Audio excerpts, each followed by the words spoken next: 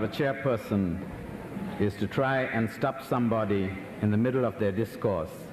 But I want you to know, Mr. Saul, that in the anxiety of speed and precision, we have not forgotten the heroic struggle of your people as they resist, and most importantly, as they inspire the rest of us. And the lessons of the people of El Salvador will go down in history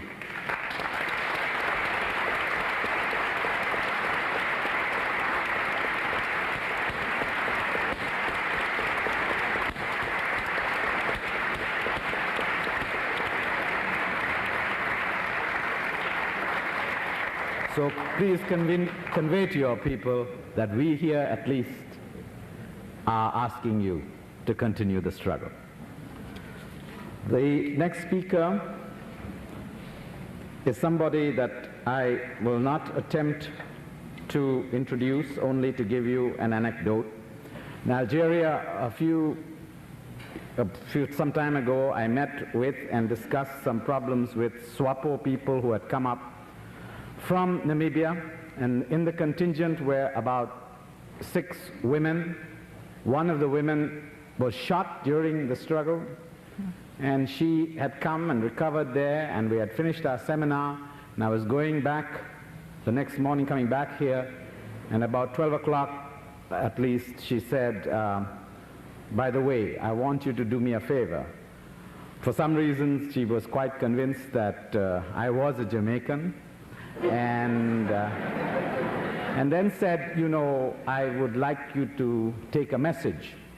And the message is to a very dear friend of mine from the 6 of us women here. I want you to send a message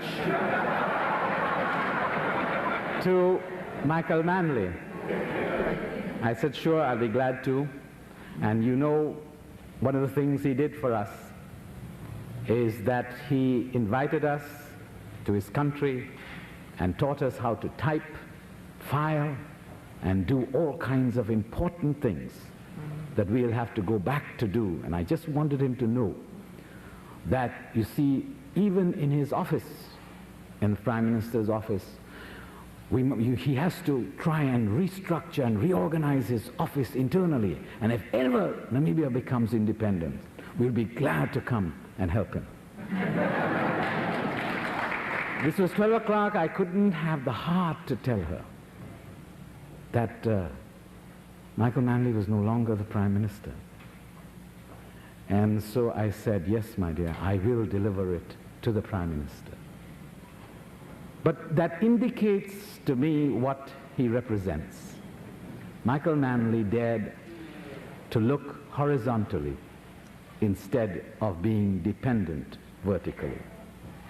So that we are grateful to him, if nothing else, to force the Caribbean to look horizontally and free itself from vertical dependence. Mr. Micheal Manley.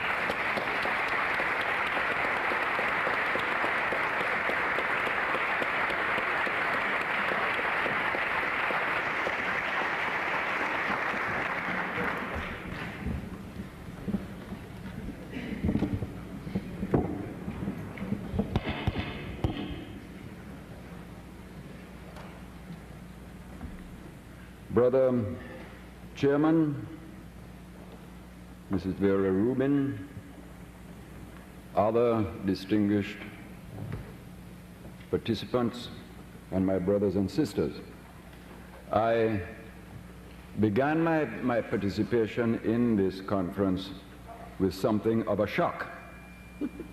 I entered the room as my friend Archie Singham was speaking. In fact, he was in full flight. But that, of course, was not the occasion of my shock. He was in the middle of his dissertation on the nature of war and the relationship between war and the Caribbean. And I actually heard him saying, my advice to all Caribbean political figures, return home and study war. I had just entered the room at that moment.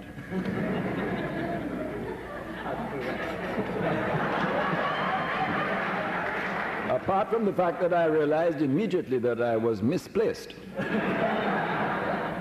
Let me hasten to assure you, Archie, that I actually took the plane this morning, and I am returning on the first flight tomorrow morning. And I will take the rest of your comments to heart.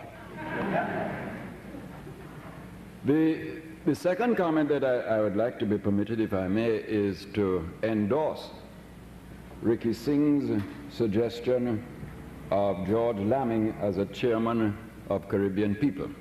I'm happy to see George here. I see George shaking his head.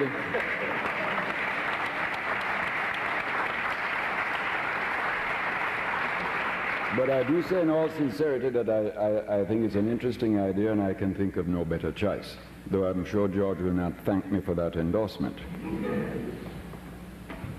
My last comment is perhaps the serious one, or the most serious one. I was very struck with the clarity of J. Mandel's comment, analysis, criticism. I would not presume to either speak for or confess on behalf of anybody in Grenada or in Guyana. But I do not hesitate to say that we, in our part of the Jamaican political process, even if we have not expressed the criticism as harshly, are very conscious of a substantial merit in the criticism that he advances. And in fact, listening to him, I wondered if I should perhaps tear up the notes that I have and speak only to the question, what have we, or what do we think we have learned from the experience of what we attempted?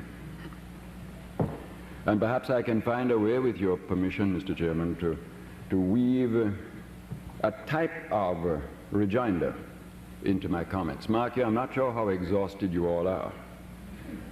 I would imagine that you're in a state of advanced exhaustion. And your mere presence here is not only a great courtesy, but an extraordinary act of stamina. And I will try to respect your condition. In thinking of the theme of this conference, I'm very glad that there have been such a number of distinguished scholars, because it is really in the province of scholarship to rest prophecy on analysis.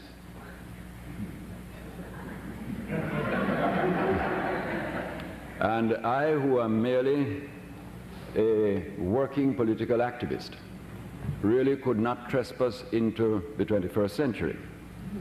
I think I have enough problem wondering what to do with 1984. But on the assumption that you have been thoroughly briefed on the perspectives that are relevant for and the prospects which you can accept for the 21st century, I would like, if I may, more to speak at a very practical level, out of our own political experience, of the question, granted that we do get to something called the 21st century, with what should we occupy ourselves between now and then. I begin naturally with all of the obvious comments.